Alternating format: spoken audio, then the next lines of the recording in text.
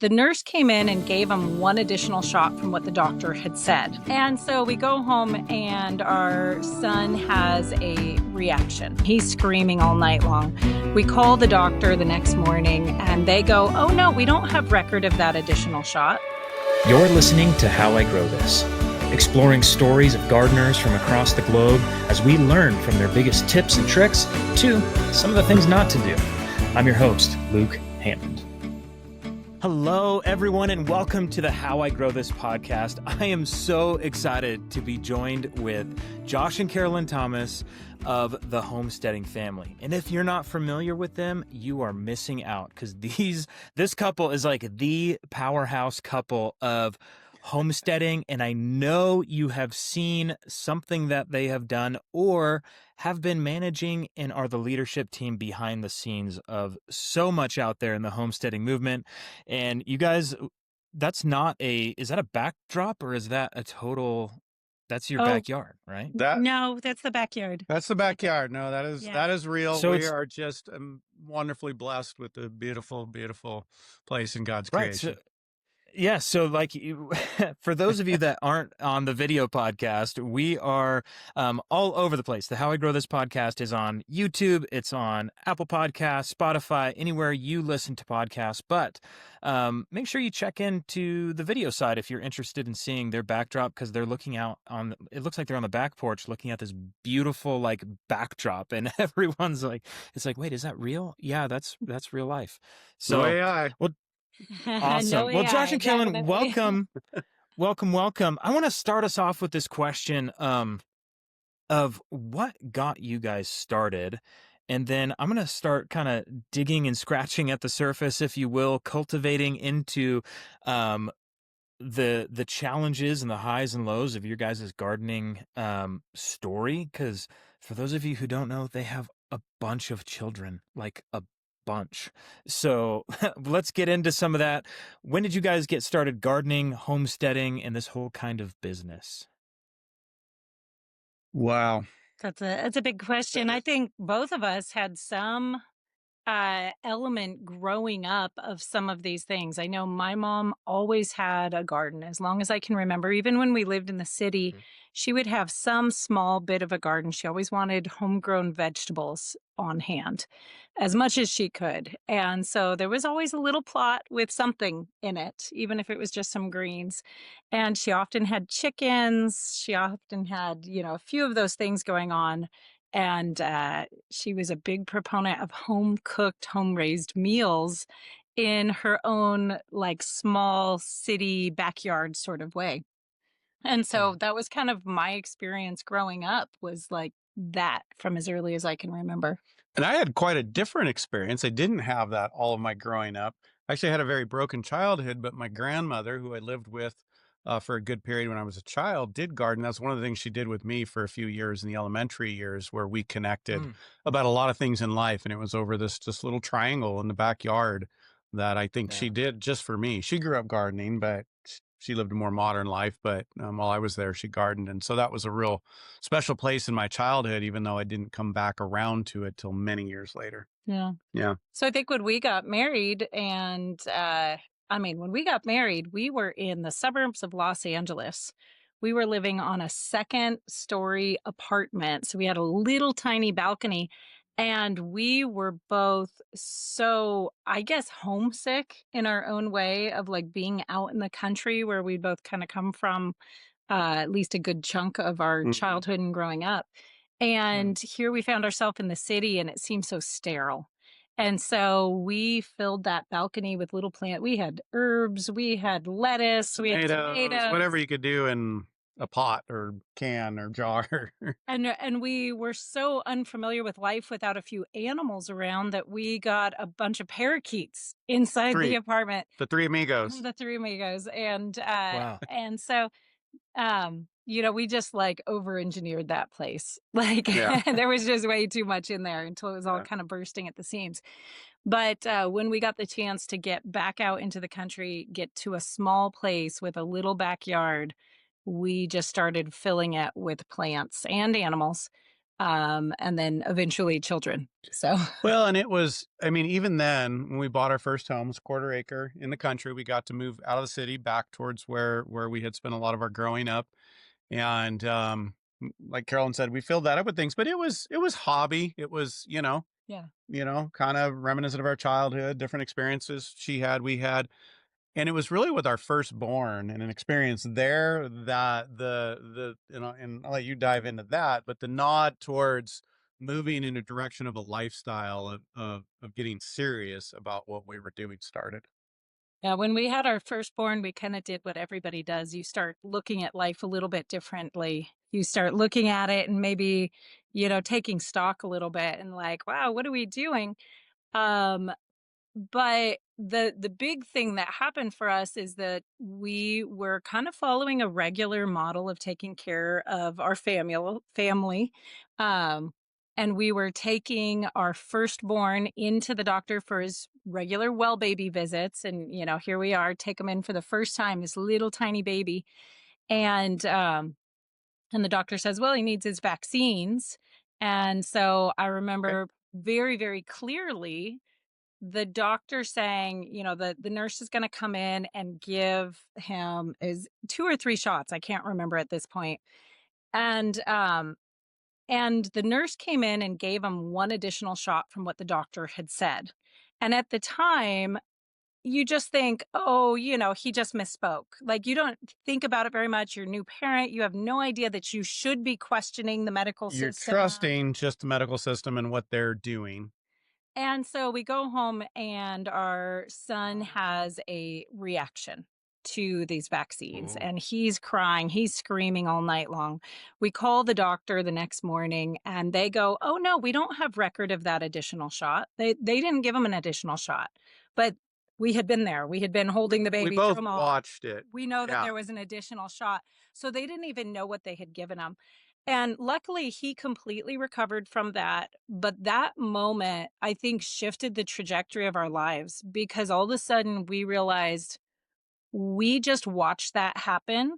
We were so in the passenger seat in this scenario that we didn't even think to question the system. We didn't even think to stop it. And so it made us start researching. It made us start Mm. thinking about what we were doing medically. It made us start thinking about what we were putting in our bodies altogether. And that really made us start looking at the food that we were eating.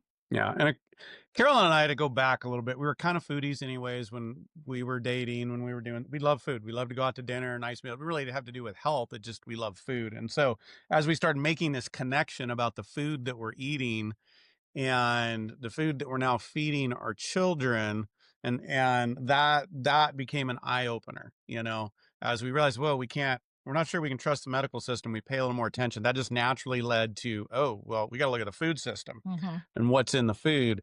And that began this just development of knowledge and this realization that we wanted to feed our kids differently, certainly ourselves, but really that motivation out of our children. And realizing at that time we were probably going to have a larger family.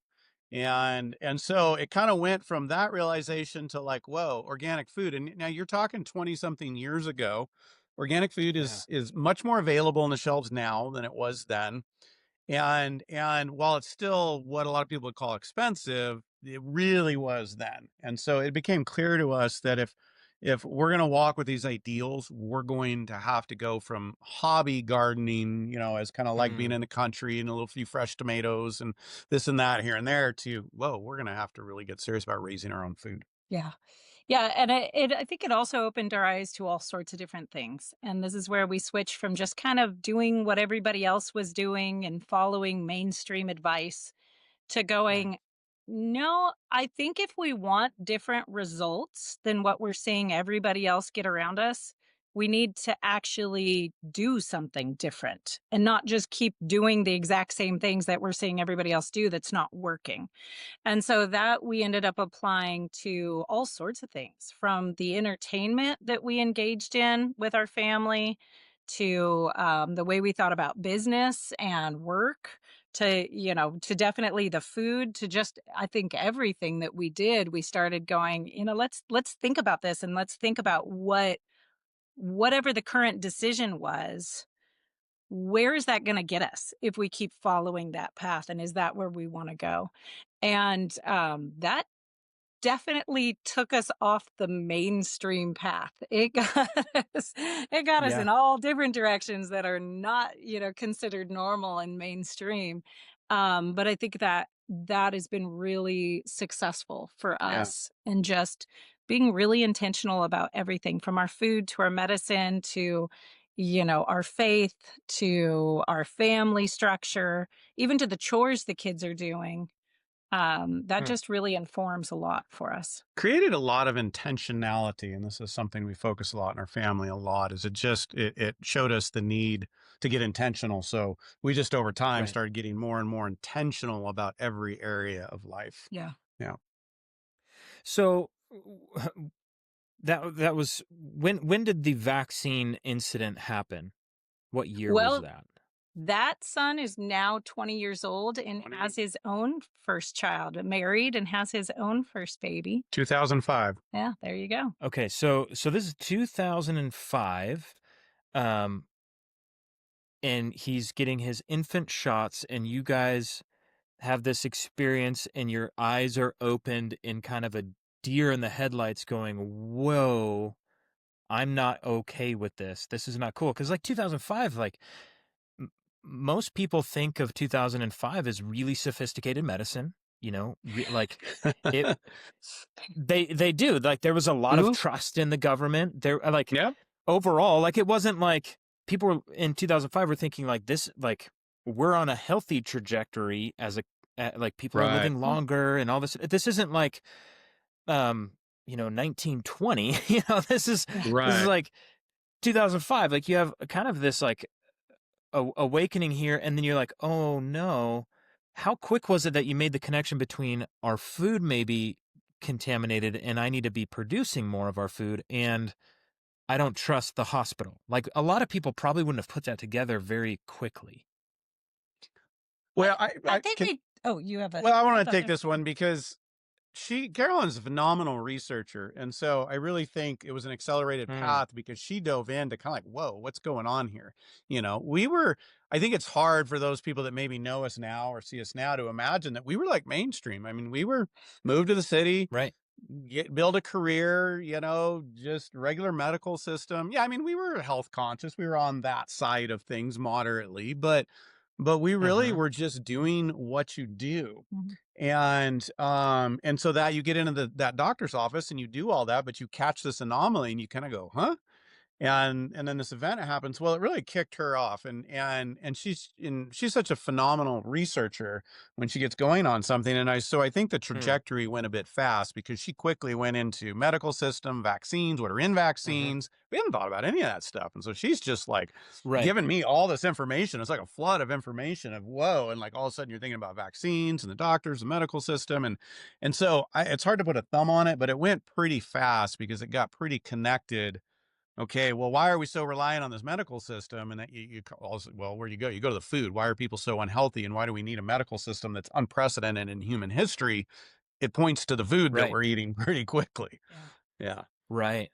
Yeah. So I again, my journey started a few years after that in the food thing, a long time after that in the conversion world into organic, if you will. So Mm. I'm just thinking of what 2005 was. A lot of faith in the system. There was kind of a siloed, I would call it, homeschool network of Hmm. the healthy food movement that were the true like organic. Um, and but this is all So pre-fast information, right? This is let Oh, the very research you're much. doing. That Instagram's not there, Facebook is just getting off, the iPhone has a couple years to develop, right? We Yep. have I maybe mean, a BlackBerry YouTube or some smartphone, but you're doing like book history. Yeah, YouTube was not really a Like, thing even at that point that was actually at right. least helpful. It wasn't really there, but you can imagine that immediately some of these decisions we start going, oh, we're growing some of our food. Oh, now I'm baking bread at home. Oh, now we're Mm, in the heart of Southern California. We were instantly into the uncool crowd, Oh, right? yeah, and we're entrepreneurs too. I had a construction company. Carolyn helped run that, and so homeschooling, we're entrepreneurs, we're now starting to grow our own food, we're questioning the medical system, we're questioning the education system, and you meet You somebody and guys they were and you start to cool. talk and they just kind of go, Yeah. "Whoa, they're gone. They're like they're out of here." Yeah. Yeah. Yeah. Yeah. You got to know that glazed look really fast when all of a sudden it's like, you can be weird, but you can only be so weird before people are like, I think I need to step a few feet away from you because I don't know what's going to happen and rub off. So, and then, add to that, we started having baby after baby as we had decided to just let God direct our family size. And what we learned is that somewhere after 4 children, people stop trying to help you and stop trying to change your mind. The They overwhelm is figure just you're like just too much. Well, yeah, they just figure you're hopeless at that point. it So, was kind of a funny phase because around 4 you hit that. Around 5 people are just aghast yeah. and you just get these looks. And then somewhere around 6 or 7, like everybody quit paying attention. That was kind of funny. It It was was like they didn't even know what to think. So Wow. they kind of just tuned you out. So, yeah. Yeah. Wow. yeah. Okay, so how many do you have now? I We have think that was kind of the 11. lead up. Yeah. Okay, 11 children, everybody. That Woohoo! there's been movies made and you're one short of. So just saying. And yes, we know how that happens. That's always they always say, "Don't Yeah, figure." Yeah, yeah, no, I think we got it figured out. yeah, people say that about me and I only have 4. So it's like I'm just at that borderline of what I'm learning of if we have any more, then people are going to just cut me off entirely. So I think we should So awesome. Right. Yep.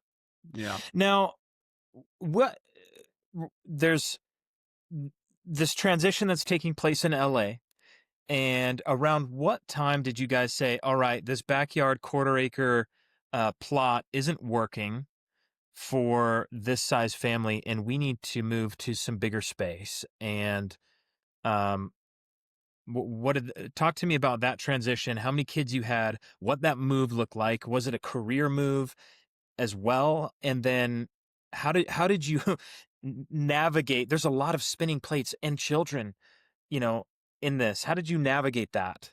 Um, Yeah. Well, we had already, by the time we got to that, we'd already gone back to the country. I had gotten an opportunity to build homes back where we kind of grew up and met and dated.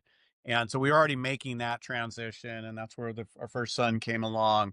And it was really, I think, when you got pregnant with our third, with Connor, that we were like, this house is going to be a little too small for us. The house and the yard. I think we had like chickens popping out of every Egg corner chickens, of meat chickens, we put fruit trees. just like that balcony in the city. We just did everything we could think of on that property and we just mm, filled it up. There were fruit trees leaning out of every fence line and wow. vines everywhere and chickens and everything we could figure to do. But then the house was also small. And so we hit a point where we're like, there is literally no place to put another bed here. Yeah. So, So it was either yeah. add on or move. And originally we were going to add on because I was a builder, but we were going to have to overbuild the neighborhood. Essentially, it just didn't make sense. Mm, And so that's where we took a step up to 5 acres and mhm, conquered raw land, cleared raw land, built a home, built a homestead. We didn't call it a homestead at that point. We were just living in the right. country, but that was 2007 by then. And is And that still in California? that's still in California. Yeah, we hadn't moved. We Okay. we we loved where we come from. We loved the area. It was a great area. So there was no thought of moving at that point. Just scaling up. Hmm. Yeah. Very cool. Um, and then at what point in the journey, because you guys no longer live in California, Correct. you live on even more acreage and more land to roam. So, um, talk about that next journey. Was there like a 10-year gap there and you just moved, from 2007 to like, when did that take place? I think to go back just a tad, when we moved up to that 5 acre place, I think that place was like really foundational for us because at that Hmm. point, we were really clear we were living a different life than most people around us, Mm, but we were already starting to see the benefits. Like, as the kids kept coming, we were seeing how much they were learning, how confident they were, how capable they were.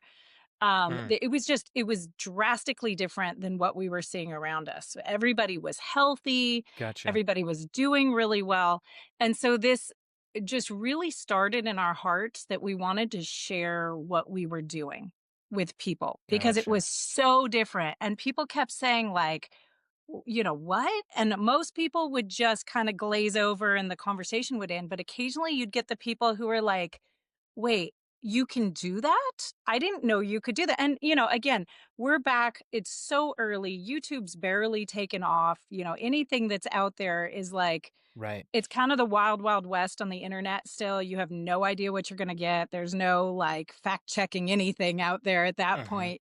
So it could be totally bad information and in the middle of Southern California. And so this was just not what people were thinking. And it was really eye opening for people. And we just wanted to be able to share that. So we really set out intentionally to be able to open our home to people. We had this beautiful big garden out in the back. And it really started that in our heart. But at the same time, we also really started developing the skills to be able to have a family and manage a homestead at the same time, which is, I Mm, didn't know anybody else who pressure canned at that point.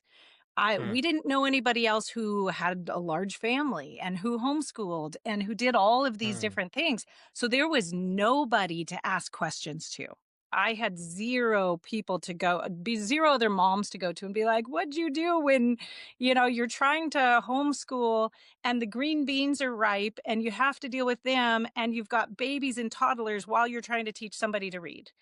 And so these are all questions that we just had to kind of pioneer. And so it's Josh and me sitting on the back porch going, what do we do about this? And trying things and testing ideas and a lot of prayer. A lot, as I say, a lot of faith, a lot of turning, a lot of books, but turning to the Bible and a lot of Yeah. prayer to guide us, to sustain us, to so many times like, are we supposed to be doing this? Why are we doing this? Are we sure about this?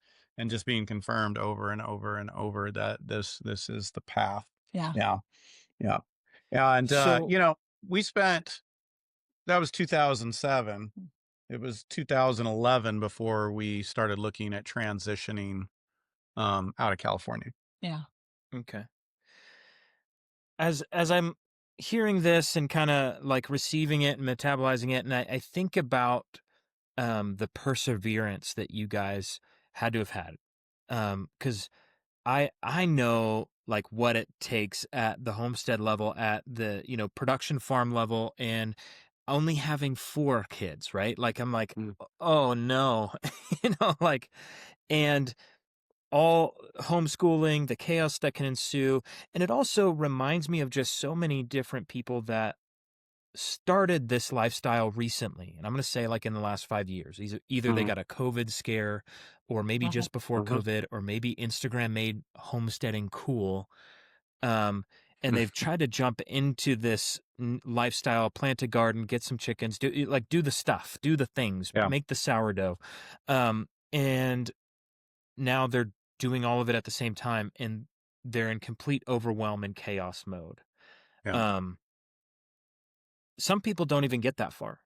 Some people have a chaos garden and they just plant a single garden and they don't stay on top of weeds, and it just it's like a machete in a tropical zone trying to Yep. get a zucchini that's 3 feet long out of there. um what what are some of the practical systems in place, because you say a huge amount of intentionality? Besides perseverance, how did you guys navigate that world of intentionality, and what does intentionality look like at like a brass tacks, nuts and bolts sort of thing? Well, you know what perseverance looks like boots on the ground is a whole lot of stubbornness. Like, I think the 2 of Mm, us are pretty stubborn. We get our mind set on things, and we're gonna figure out how to make it work. Yeah. And that's helpful in some ways. Sometimes we can be our uh-huh. own worst enemies on that. But,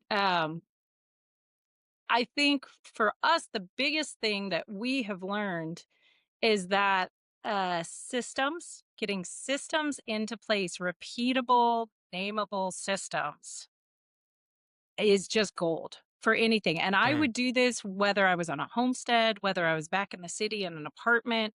If I had a family, I would be working in a system. And what I mean by that is a kind of repeatable way of doing things over and over Mhm. again that you end up building the infrastructure around to support it.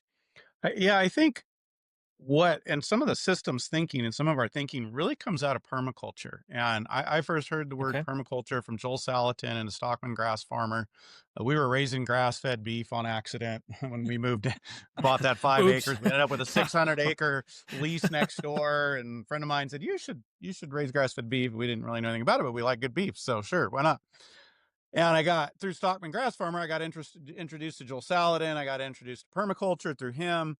And Carolyn, being her research herself, dove in and found Jeff Lawton and all these ideas. And some of the just the core principles of permaculture. I know we probably don't want to dive deep into that, but from observation to stacking functions to zoning and measuring your steps and organization, there's a lot of things in there that help you create systems. So for I think for both of us, but definitely for me, that had a huge impact on how to think about creating systems, movement on a piece of land, organizing all this stuff that we're doing when it comes to homesteading and agriculture So and on like Yeah. life.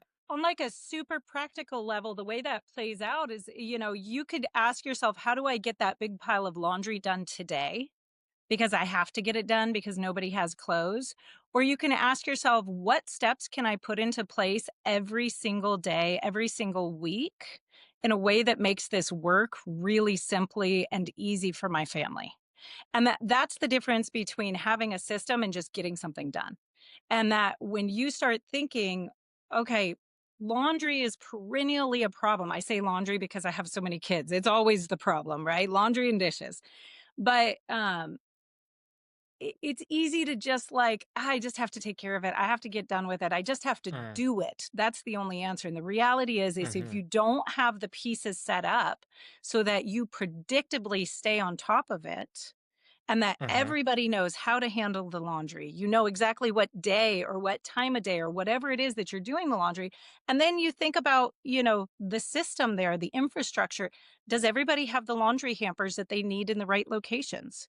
Do we have the laundry room set up in a way that helps us be successful? Where do we fold the laundry? What's the method for folding it? What's the method for putting it away? And you actually name those things and you systematize those where it's like for us, every single morning, one child, and they know who it is. It rotates through the years, but they know they go gather all the laundry, they sort the laundry, they start a load of laundry. They even know which basket, what type of laundry has to be prioritized in And they any only have to given do it like day. twice a month. It's like not a big deal. Well, we actually keep the same chores for 6 months straight. So help those young people learn those systems. We keep the same chores for like 6 months straight, so everybody knows exactly what to do and they learn that system. And so, then we have a whole method. When do we fold the laundry? How does it get put away? But everybody knows exactly how to handle that system. Now you start going, wow, that actually made that easy. That turned laundry from this problem into this thing Mhm. that just happens almost all by itself every single day with very little maintenance. Now you start doing that out in the kitchen and you start doing that for your sourdough bread and you start doing that for your gardening and for taking care of the chickens.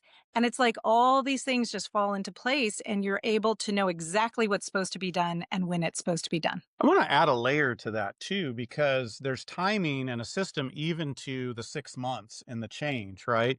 So you could go, okay, well, now I'll start now and we'll, start going 6 months, make a change, whatever.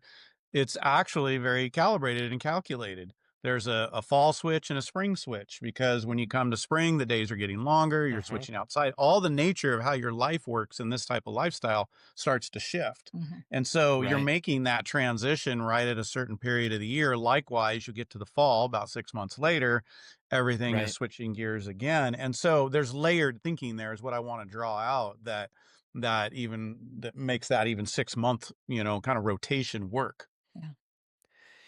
So, double clicking in on this systems mentality, there's been a lot of different systems in the gardening world that have really proven to be successful for a lot of people. And they're all, talking about this. Those who read business books, James Clear, you Hmm. rise and fall by your systems, that kind of thing. In regards to the garden, one of the most sold garden books is J. Martin Fortier's The Market Gardener, where he really talks about Hmm. systems and creating systems of the 100-foot bed length, and Yep. and he's not dogmatic on the length as long as it's consistent across the pattern.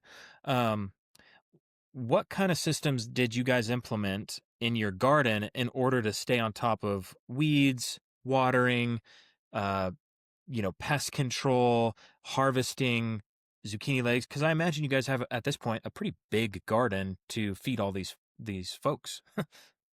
The small army that you're growing. Yeah. Well, we have gardens. We've got two, maybe three core I guess we break it into three probably core gardens.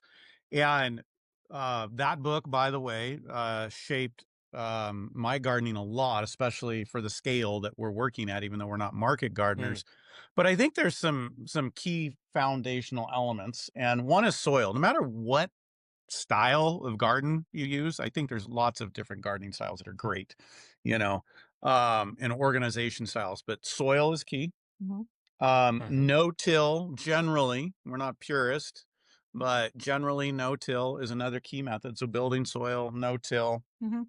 What would you add to that as far as like key elements? Oh, I think mulching selectively, but heavily where you Hmm. need it is a big piece for us Hmm. because of the amount of labor that saves. Yeah. Yep. So Uh, those are different elements. As far as the mhm, systems we use, though, within that, hmm. I would say the time, like selected times of the day with certain people spending time in the garden, knowing what they're looking for and what they're doing. ah, That's a big piece. Instead of just kind of hit or miss, like, I just randomly go out to the garden when I have time. Well, you'll never have time to just go out to the garden mm, and weed. Hmm. Or it'll mhm, always be in the middle of the afternoon when the weeds are baked into the ground. You can't pull anything out and, you're hot and you're miserable in 10 minutes. So actually mhm, putting garden time into the chore system has been a mm, huge thing for Yeah. us. And, usually it's an older child who is at this point capable of like looking at a garden bed and knowing the difference between a carrot and a weed. Especially when they're small. mm, Especially when they're small. But then, just having that constant, that like constant little bits of time in the garden is so much better than these big blocks. And so having that kind of consistent people in the garden regularly, mhm, and that is their only job for that period of time. Usually it's an hour in the morning Mhm. in the garden. What do you need to get done in there? And then, some days you have the big days, you have a big harvest day, you have a big planting day, you have that. Then we just fit mhm, that in as a family where we all go out and we all get it done together. Yeah. But I think the biggest system is that, being very intentional about that time slot and who's there. Yeah. And morning, I think, is so key. So basically, an hour a day for one person in the garden 6 days a week. Mhm. And um, the morning is best. You're fresh, mhm. you're consistent. In a busy life, we get going different directions in the evenings. And so, core things like that are super important happen in the morning. One of the big things that is really important to both Josh and I is that we teach both the kids and we do have some interns here is observation. And in just the power of observation, that this is a skill that is not something we're learning very well in our modern world, is just seeing around you and saying, kids are kind of notoriously bad for it. You can say, will you go pick up those socks off the floor and they don't even see the socks, right? The ones that get kicked halfway across the I know. room. But I think our very focused on devices world right now is we're losing this ability to like look around us and just observe what's out of place, Mm, what's right, what looks kind of funny, what needs attention, what do you need to go investigate a little bit more. And so this is something that we're always training, whether it's in the house or it's out in the garden or it's with the animals. That's another really important place. Always be looking and observing.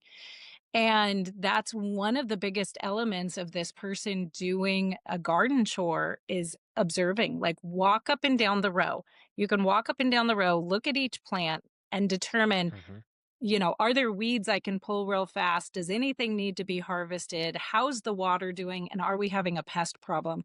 You can just walk up and down and, depending on the size of your garden, you can do that pretty quickly, but you will gain so much information in just a couple minutes if you're just walking and intentionally looking and observing. Yeah. So Yeah. Right.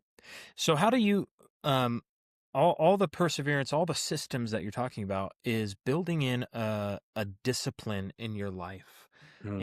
and a discipline in kind of your character and who you are to do this.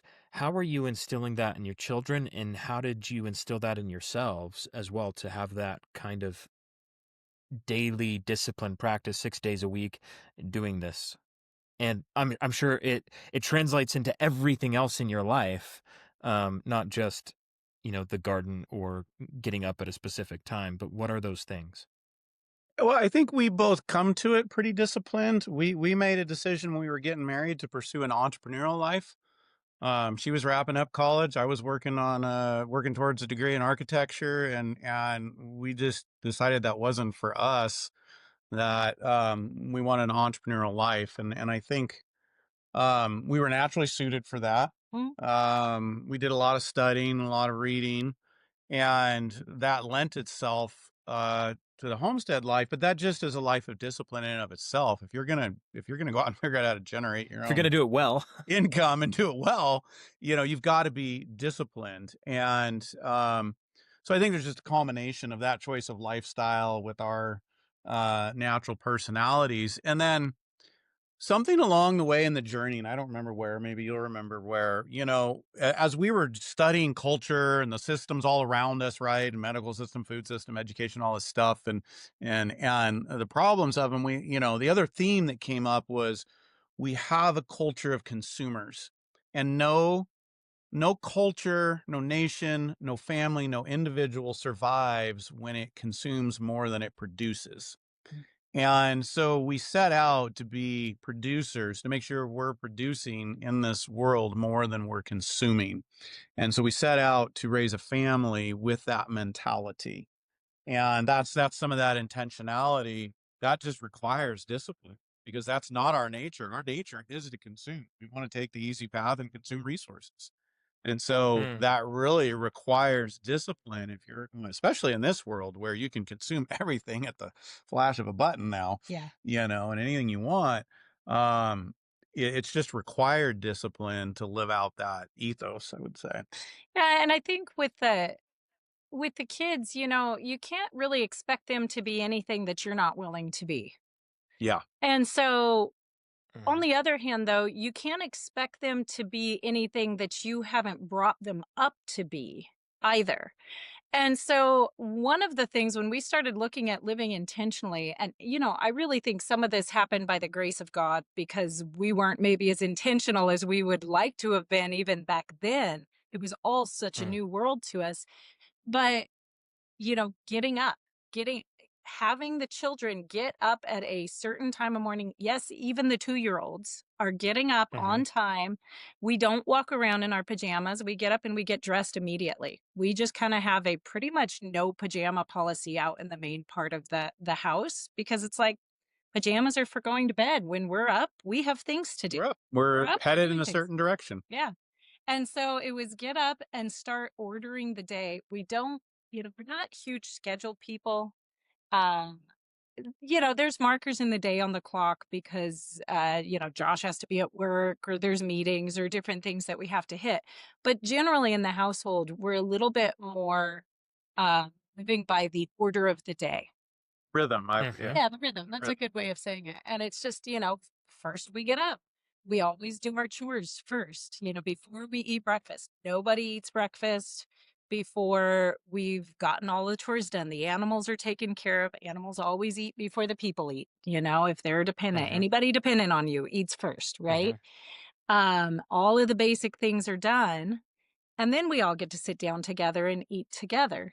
And just setting those things into motion from an early age. I know both Josh and I, it was important to us to get up and have Bible time first thing in the morning, but neither of us Hmm. were raised with that as children, doing it ourselves. Yeah. And so we both struggled as we got to adults. Like we Hmm. really wanted to take this time, but we always found it really hard.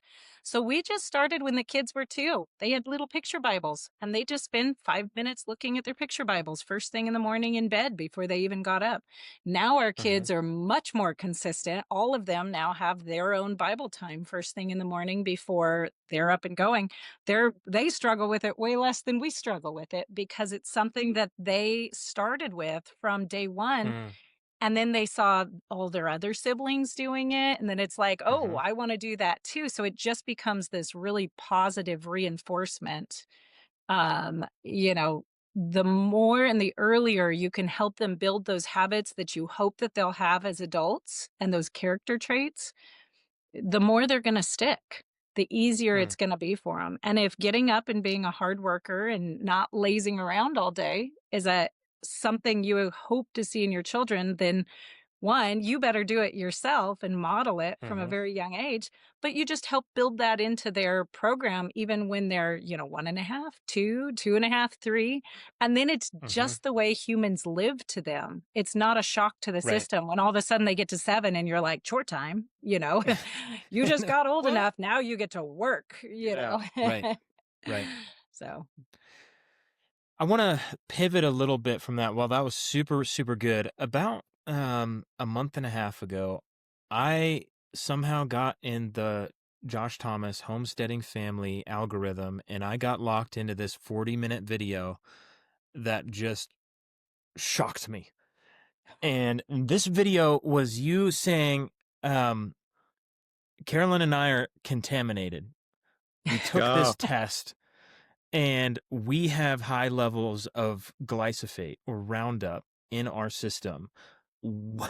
And we were shocked and we didn't know where this came from because our family is so different and we eat almost entirely all the food that we produce. And we're like, oh no. And so I'm gonna go into this like I don't want to give it away. I want you to tell it, but you uh-huh. hooked me for 45 minutes on this video, and I'm like watching this video. I'm like, come on, get to oh my, oh that's good. I wonder if it's this. I was like, so anyway, you found some test kits. What were these test kits that people were able to take to find out the toxic levels of themselves, and then all the different things that you tested? Go through that whole process in like 5 minutes for me, Wow. because people are going to want to know. So you're talking the personal test to find out what was in our system. yeah, Yeah, Carolyn Yes. can. Yeah, Carolyn can. Yeah, I think for me, a lot of people start questioning their health because they're having a bunch of symptoms and they can't explain them. Maybe the doctor says they can't explain them. For Mhm. me, I was actually feeling very healthy. Mhm. But as I got to a place where the babies weren't coming as quickly, I wanted to drop some weight. And I tried this diet and I tried that diet and I tried keto and I tried Trim Healthy Mama and all these different things, and the weight would not come off. But anytime that I made myself drop a few pounds by really cutting calories hard, I would get sick and end up in bed feeling terribly for a couple of, Mm. sometimes a couple of weeks. And so it really started making me go, wait, what's going on? Something's not normal here. And I found a doctor who pretty much said, if you have that set of symptoms, you have high levels of some sort of toxicity in your body, and your body is desperately holding on to that fat because where does your body store toxic chemicals that they're trying to pull out of your circulating through your organs? They stash it in fat and sequester it in fat. And so it's like your body is saying, no, no, no, we're not going to drop any of this weight because that's the only thing that's keeping you healthy. If we open up all these fat cells, you're going to get poisoned, which is exactly what was happening. Anytime Whoa. I was forcing myself to get into such a calorie deficit that I'd lose weight, I would get sick, it was because I was poisoning my body. I didn't realize what was happening. And so, these are just normal lab tests that you can take. I'm trying to think of the lab company, but there's a whole slew of things that you can take, from your gut zoomer to see what's going on in your gut, to environmental toxins, to mycotoxin panels, to all these different panels that she had me take. And when we got the numbers back, I am not kidding you. I was 3 times off the chart on glyphosate numbers. So if you're max healthy, I don't know if there is, even if you could say a max healthy, but your okay range ended at a 7 on this scale. I was literally up at a 23 to 24 on this. And that's just what was circulating in my body and not like stuffed into fat cells somewhere being sequestered. And so, that's high danger levels. And yet it made no sense to Made us. no sense, because here we're growing our own food. We know we're not dumping glyphosate on anything. That's Right. one of the things we're And trying to stay away we're from. not living in an area. I mean, we're surrounded by forest. It's not being used anywhere. So we decided, well, let's test me to see, do we have we're eating the same things, right? Right. We have some consistency.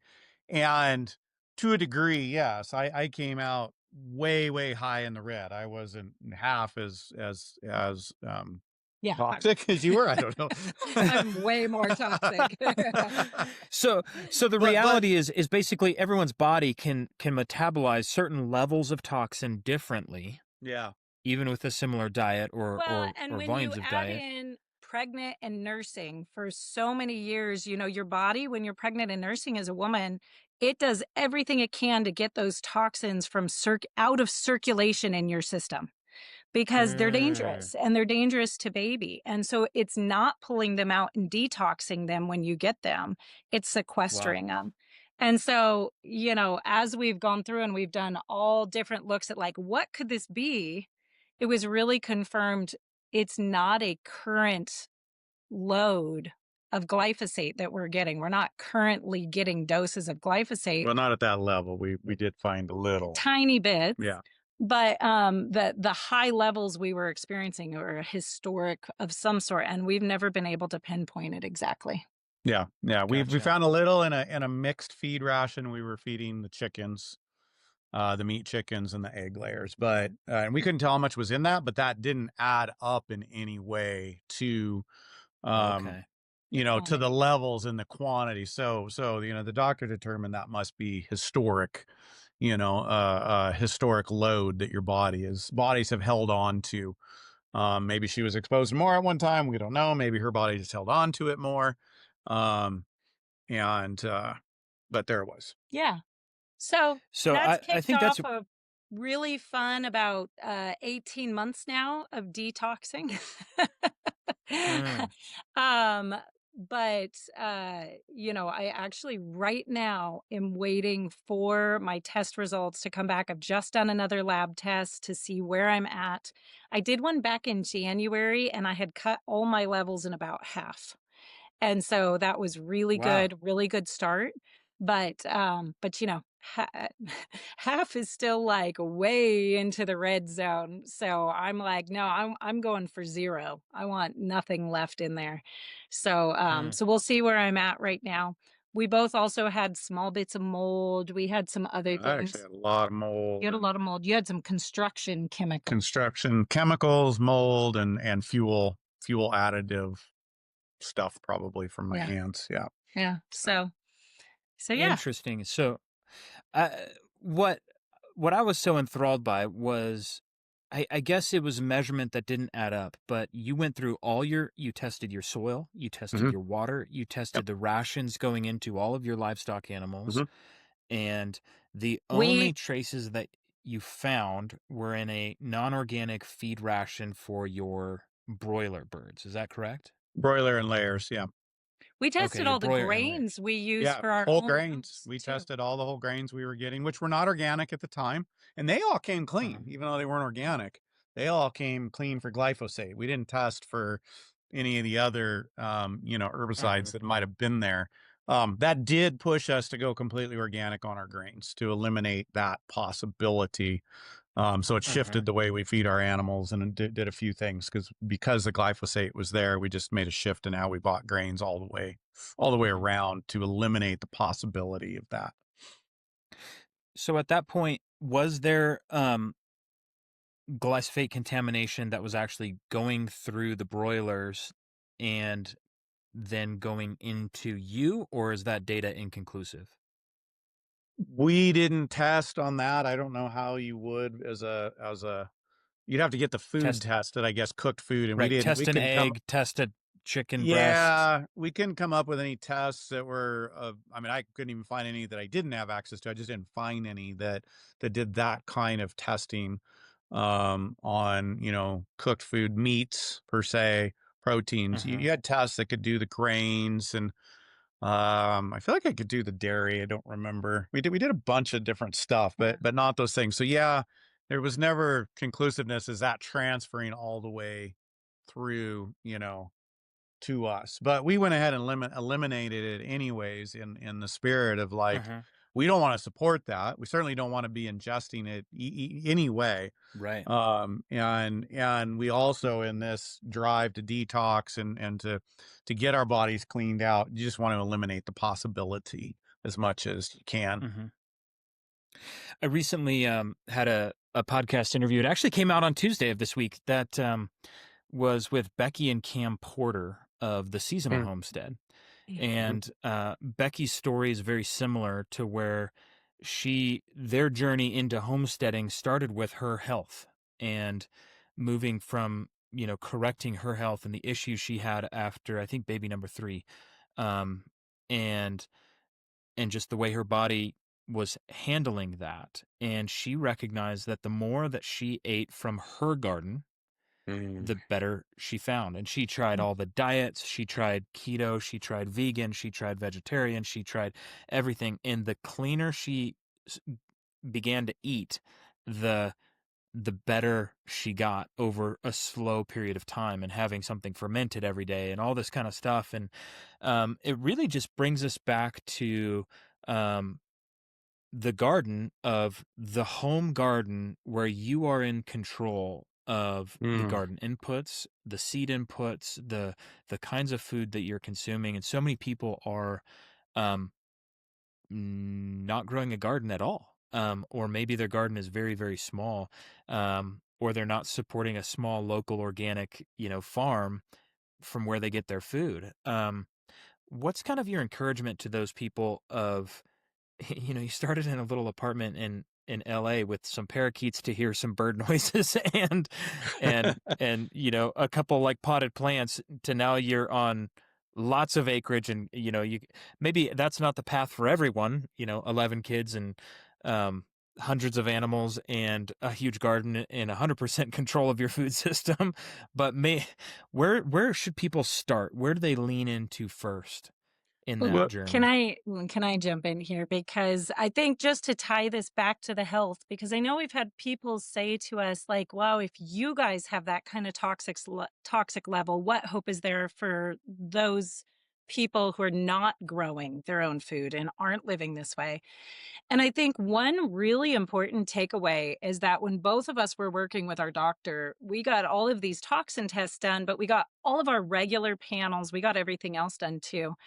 And what she said is, "You are some of the only people that I don't have to tell to change your diet because your digestion's working, your body is Mm, obviously handling the stress of this toxic load incredibly well."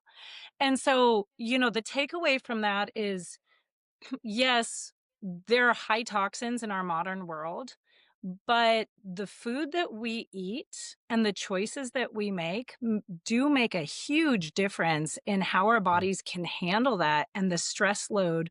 When we're talking health stress, we're meaning, do you end up with an autoimmune problem, or do you end up with cancer? Do you end up with some of these other issues as a result? Or can your body handle the toxic load and just still keep doing what it needs to do? And, uh-huh. there are benefits, and we're seeing the very real benefits of eating the way we do and putting the energy into, the food systems, at least eating cleanly and at least making your own. I mean, if nothing else, if you don't have any room for a garden, start from scratch ingredients. Like, that is just number 1 step. You need to be cooking everything from scratch, everything that you can, and cut out Mm. all the extra ingredients that, are in there and that get added to it because they really are doing a number on your health. If that's all you can do, you're doing a lot for your own self. Well, and I think I'd stack on that just by being okay doing what you can where you're at. We live in a fallen world. It's not perfect. We face contamination. We faced all kinds of things. If we're going to try to conquer that ideal, we're going to walk around defeated. We Mm. all we're all where we're at. We can do what we can do. Look, when we were in an apartment balcony in LA, we didn't know we were going to a quarter acre, in the country next. We didn't know we were then going to 5 acres. We did what we could with what we had, and we're still doing the same. I know it's a beautiful picture and beautiful scenery and a cool story, but we still have our struggles. We're still doing what we can with what we have, and I think that's just part of the encouragement is do what you can with what you have. Yeah. You start where you're at and you go from there, and you're going forward. You're doing better than you were. You're doing more good than you were, whether it's for yourself or just to the Mm. greater whole. And we've got to be okay with that, and it is okay. Man, I love that. I think that's key is doing that next right thing, to quote Frozen 2, which before Frozen 2, there was probably some other person saying, do the next right thing. Right. Um, but, but that's so key.